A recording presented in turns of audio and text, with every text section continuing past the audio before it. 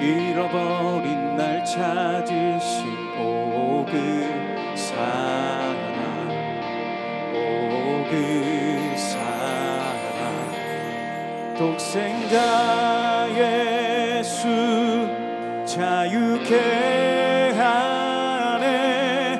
주의 자녀라 하시네.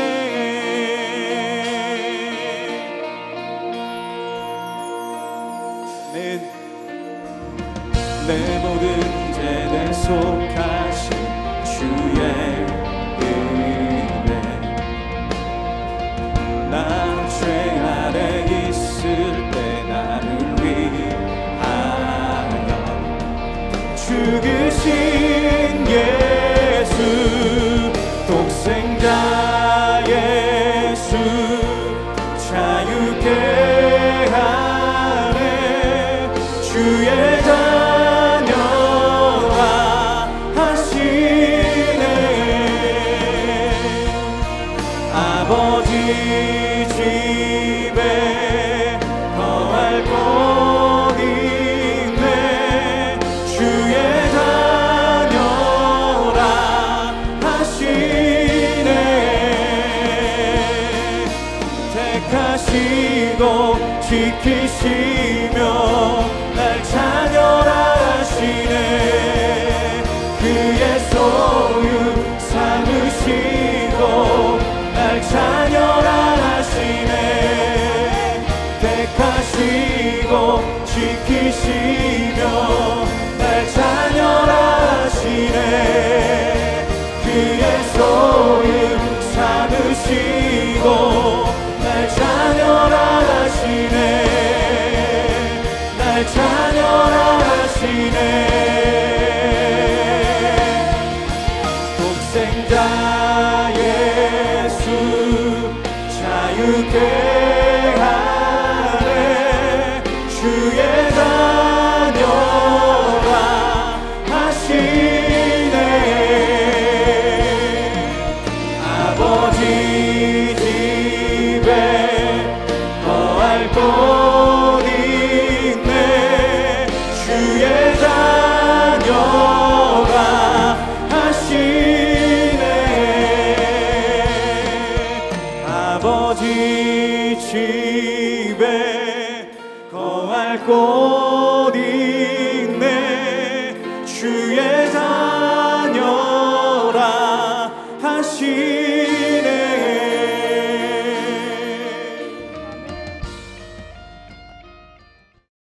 네가 만일 이 책에 기록한 이 율법의 모든 말씀을 지켜 행하지 아니하고 내 하나님 여호와라 하는 영화롭고 두려운 이름을 경외하지 아니하면 여호와께서 내 재앙과 내 자손의 재앙을 극렬하게 하시리니 그 재앙이 크고 오래고 그 질병이 중하고 오래일 것이라.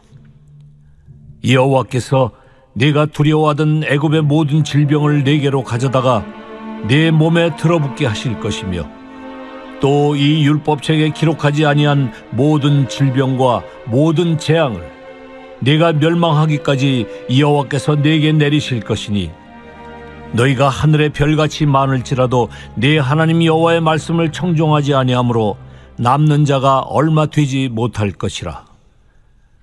여호와께서 너희에게 선을 행하시고 너희를 번성하게 하시기를 기뻐하시던 것 같이 이제는 여호와께서 너희를 망하게 하시며 멸하시기를 기뻐하시리니 너희가 들어가 차지할 땅에서 뽑힐 것이요 여호와께서 너를 땅 이 끝에서 저 끝까지 만민 중에 흩으시리니 네가 그곳에서 너와 네 조상들이 알지 못하던 목석 우상을 섬길 것이라. 그 여러 민족 중에서 네가 평안함을 얻지 못하며 네 발바닥이 쉴 곳도 얻지 못하고 여호와께서 거기에서 네 마음을 떨게 하고 눈을 쇠하게 하고 정신을 산란하게 하시리니 네 생명이 위험에 처하고 주야로 두려워하며 내 생명을 확신할 수 없을 것이라. 내 마음의 두려움과 눈이 보는 것으로 말미암아 아침에는 이르기를 아하 저녁이 되었으면 좋겠다 할 것이요 저녁에는 이르기를 아하, 아침이 되었으면 좋겠다 하리라. 여호와께서 너를 배에 싣고 전에 네게 말씀하여 이르시기를 네가 다시는 그 길을 보지 아니하리라 하시던 그 길로 너를 애굽으로 끌어가실 것이라. 거기서 너희가 너희 몸을 적군에게 남녀 종으로 팔려 하나 너희를 살 자가 없으리라.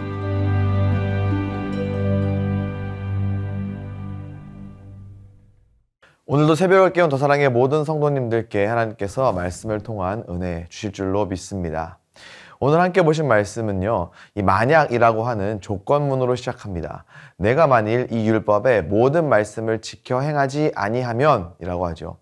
만약에 무엇을 하지 않는다면 이라는 이 부정적인 조건문은 사실은 이 말을 듣는 이로 하여금 순종을, 이 말씀을 따를 것을 요구하는 본래의 의미가 담겨 있습니다.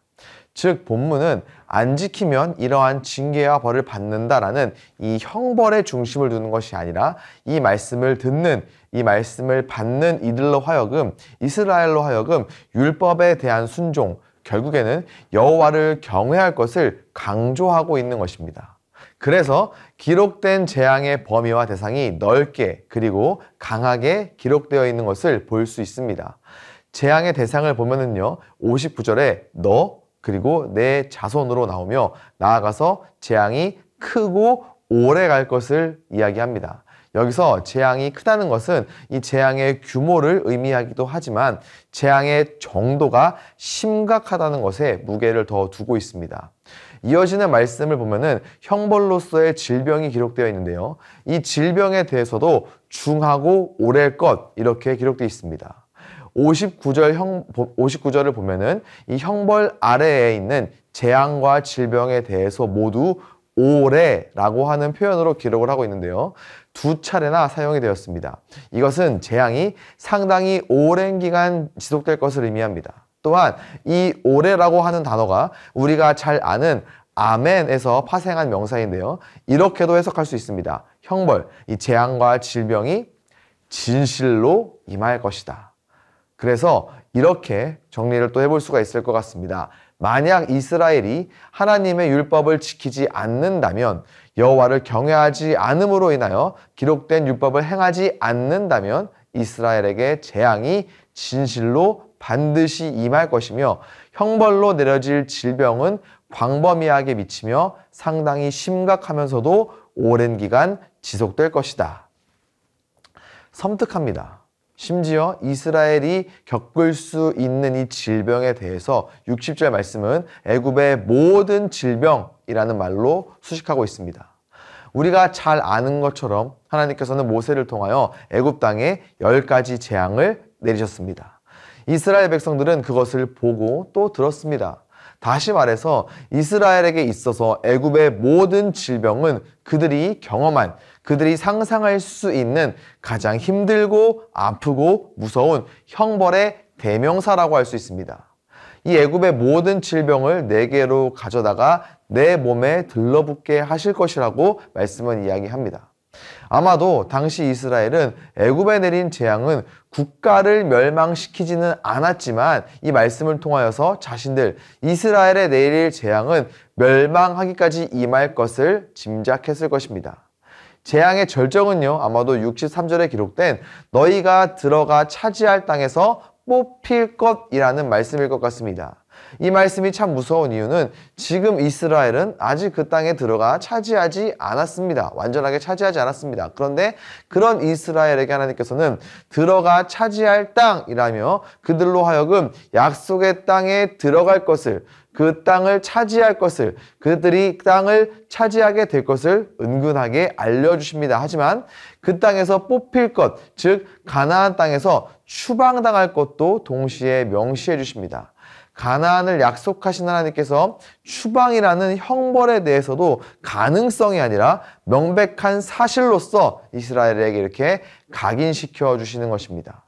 64절 그리고 65절은 가나안 땅에서 쫓겨난 결과입니다. 이스라엘은 각 나라에 흩어지게 될 것이며 그곳에서 우상을 섬기게 됩니다. 가장 비참한 모습이지요. 하나님의 택함 받은 백성들, 하나님의 특별한 은혜로 출애굽, 노예에서 해방된 이들이 뿔뿔이 흩어지며 하나님이 아닌 헛된 우상을 섬기는 가장 초라한 결말입니다. 자, 이렇게 길게 이스라엘이 받게 될 재앙에 대하여 말씀하실 때 하나님의 마음은 어떠했을까요? 이 말씀을 주신 하나님의 진짜 마음은 무엇일까요? 공포, 두려움으로 이스라엘이 굴복하고 복종하기를 바라셔서 이러한 말씀을 주셨을까요?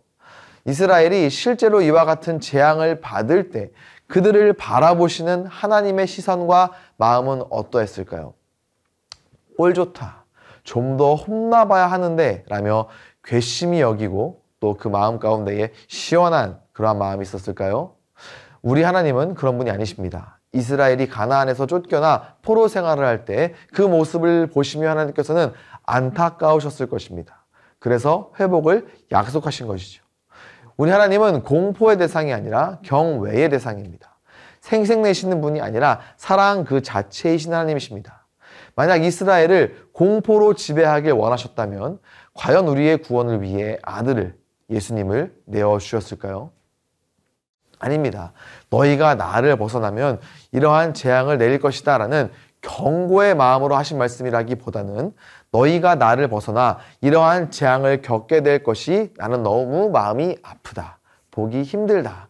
나는 너희를 사랑해서 애굽에서 인도해낸 여호와이며 너희를 너무 사랑해서 아들을 내어줄 하나님이다. 너희의 아버지다. 내가 너희를 사랑한 것 같이 너희가 나를 사랑해서 기쁨으로 순종하기를 원한다는 이러한 마음으로 주신 말씀으로 우리는 볼 수 있습니다.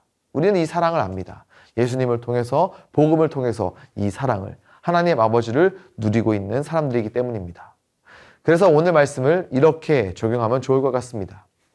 만약이라도 하나님을, 주의 말씀을, 주의 길을 벗어나지 않도록 늘 깨어있게 하소서.